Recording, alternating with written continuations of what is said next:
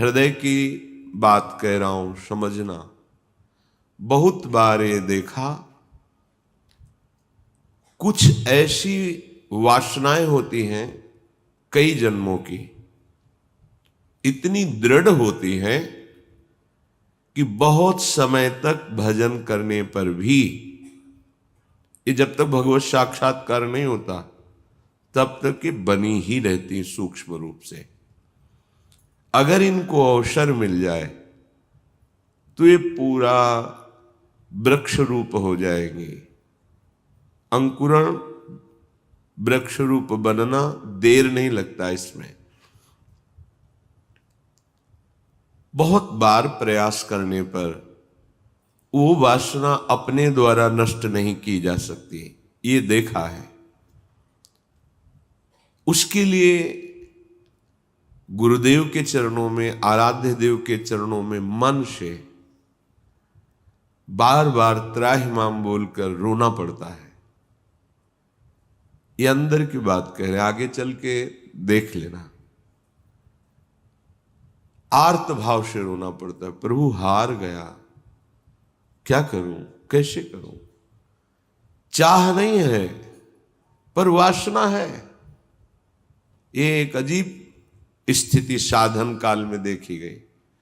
मन से पूछ रहे तुम्हें चाह है, नहीं, पर अंदर वासना है। बड़ी अशांति का अनुभव होता। कैसे दूर होगी, क्या किया जाए। जो करना चाहिए वो तो करके हार गया, फिर भी वो जब हार गया तब पूरी दृष्टि प्रभु के चरणारविंद की तरफ गई। पर धैर्य पूर्वक, ये अनुभव की बात कहते हैं, बहुत काल तक तुम्हारा विश्वास, तुम्हारी श्रद्धा, तुम्हारा धैर्य टूटना नहीं चाहिए। कि हमने सैकड़ों बार प्रार्थना की, इतने वर्ष से मैं जल रहा हूं लेकिन मुझे शांति नहीं हुई, मेरा विकार नष्ट नहीं हुआ। धैर्य, ये शब्द याद कर लो। धैर्यवान रहना, विचलित मत होना, परिणाम में बिल्कुल निर्विकार हो जाओगे। पर वो कितना समय लगेगा ये प्रभु जाने। वो एक सेकंड में भी हटा सकते हैं। और अभिमान यदि गलित नहीं हुआ है तो कुछ समय भी लग सकता है, जलना पड़ेगा, अभिमान गलित होगा।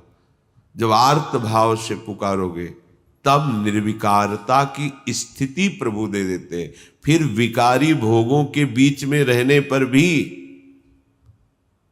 कोई विकार का खेल नहीं हो सकता, कोई भी इच्छा ही स्फुरित नहीं होगी, वासना ही नहीं है, चाह ही नहीं है। ये बहुत धैर्य से सुनना, ये उपासकों के लिए कह रहा हूं। आपके अंदर साधन भजन करते हुए वासना दिखाई देगी, आपको आकर्षण दिखाई देगा, उसमें दम नहीं है। वो तुम्हें परास्त नहीं कर सकती, केवल भयभीत करती रहेगी। वो भी हमारी शरणागति में बड़ी सहायक होती है, क्योंकि सब साधन करने पर अहम पुष्ट नहीं होने देती। क्या अभी देखो ये है ना, क्या अंदर से प्रश्न, क्या ये मलिन वृत्ति है ना, तो किस बात की साधना, क्या साधक हो। तो हे नाथ, अब मार्ग दूसरा नहीं, सहयोग किसी से नहीं, अपनी बात किसी से नहीं कहना। प्रार्थना है, समझ लीजिए, आंतरिक बात कह रहा हूं। अपनी स्थिति की बात किसी से नहीं कहना कि आपके हृदय में कौन सी वासना कितना स्फुरित हो रही, किसी से भी नहीं, किसी से भी नहीं। और धैर्यवान रहना, विचलित मत हो जाना।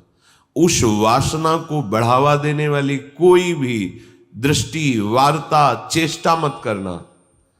और कितना भी समय लग जाए, अपनी आस्तिकता नहीं हटनी चाहिए, विश्वास नहीं हटना चाहिए।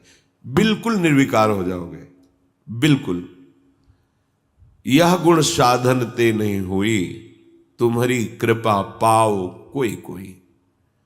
वो कृपा उसी को मिलती है जो आर्त भाव से बलहीन होकर प्रभु को पुकारता है, नाथ मेरे बस की बात नहीं रह गई, हर उपाय करके देख लिया। सच्ची मानिए, बहुत ये विचित्र सूक्ष्म बात है, अगर समझ जाओगे तो विचलित कभी नहीं होगे। नई अवस्था साधन मार्ग में बड़ी तीव्रता,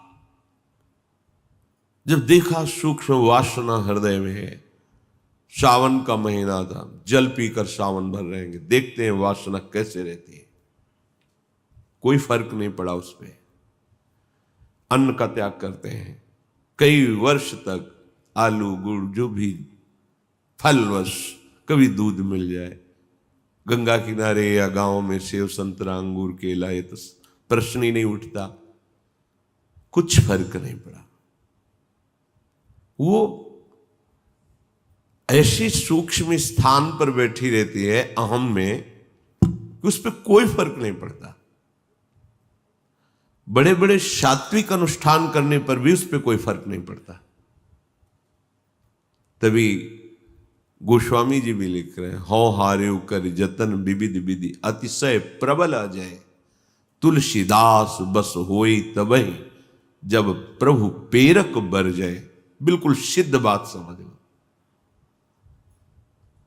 गंगा जी में खड़े होकर के आर्त भाव से पुकारते, प्रभु आप देख रहे हैं एकांत सेवन, आप देख रहे हैं संयम आहार, फिर भी ये वासना क्यों, फिर ये क्यों जला रही है? कोई उत्तर नहीं मिलता। पर दूसरा मार्ग नहीं, किसी का संग नहीं, किसी से प्रश्न नहीं। पता नहीं कैसी सलाह दे दे कि हमारा विश्वास, हमारा धैर्य विचलित हो जाए। नहीं, अपनी बात प्रभु से। प्रार्थना में बहुत सामर्थ्य देखी है। ये अंदर की बात कह रहे हैं, बिल्कुल समझ जाना। ये इसलिए कह रहे हैं, ये मार्ग बहुत फिसलन वाला मार्ग है, बहुत संभाल संभाल के कदम रखने हैं। अंत तो गत्वा ये आया कि हैं हम आपके, जैसे भी हैं वैसे आपके। अब आप देख लो, जैसे रखना चाहते हो वैसे रखो। नाथ मैं हार गया हूं, आप देख लो। कब वो चली गई पता ही नहीं चला।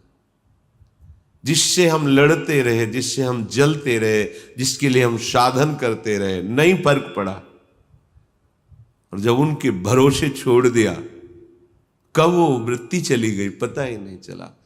इसीलिए बात कल चिंतन में चल रही थी कि अगर कोई समझ पाए तो इसे जरूर बताएं कि ये करने से नहीं होता, ये होने से होता है। बस देख लिया, मैं आपके बनने योग्य नहीं हूं, पर जैसा हूं आपका हूं। देख लो प्रभु, आप राजी हो तो राजी, मैं जलता रहूंगा, कुमार्गगामी नहीं बनूंगा, अन्य अवलंबन नहीं लूंगा, जलता रहूंगा। आप राजी हो मेरी जलन में, जीवन भर जलाते रहो। आप देख लो, अब मेरे बस का नहीं रहा, क्योंकि वो सूक्ष्म ऐसा कि वहां कोई प्रहार ही नहीं पहुंच रहा। अंतःकरण की अहम के महल में सूक्ष्मता से वो रह रहा है। जो भी करो वो बहुत पुष्ट हो रहा है। केवल हटा या हटेगा या हट रहा है तो प्रभु की कृपा से। इसलिए बड़े बड़े महापुरुषों के वचनों में दैन्यता और कृपा शब्द आता है। दैन्यता क्वा हम तुच्छा परम मधमा,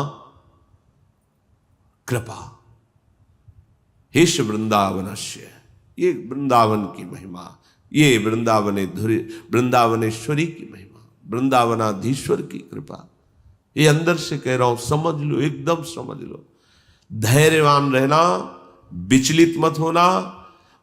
ये न सोचना कि इतना समय हो गया अभी नष्ट नहीं हुआ, बिल्कुल नष्ट हो जाएगा, पता ही नहीं चलेगा। जैसे आप कब जवान हुए, कोई तारीख, कोई तिथि, किस दिन आपकी दाढ़ी मूछ उगी, आपने समय तारीख, ऐसे वो घड़ी भी याद नहीं रहेगी कब आप निर्वासनिक हो गए। कभी स्मृति में आएगा, अच्छा ये तो बहुत वर्षों से जलाया, वो तो ढूंढे भी नहीं मिल रही वृत्ति, गई। देखो प्रभु की कैसी कृपा हुई, ऐसा अनुभव होता है।